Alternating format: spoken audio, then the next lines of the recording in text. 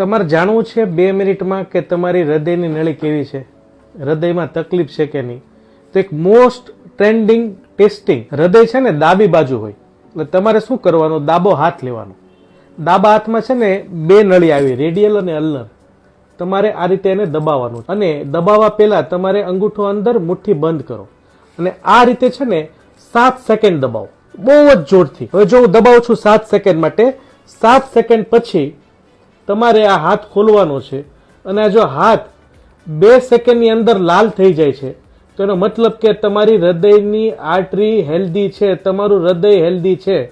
અને જો 2 સેકન્ડ પછી થાય છે તો તમારે હૃદયના ડોક્ટરની જરૂર છે. હવે જોઈ શકીએ આપણે, આ વ્હાઈટ હાથ છે અત્યારે મારો અને આને હું ખોલું છું, આ લાલ થઈ ગયો 2 સેકન્ડમાં, એટલે હૃદયની આર્ટરી હેલ્ધી છે.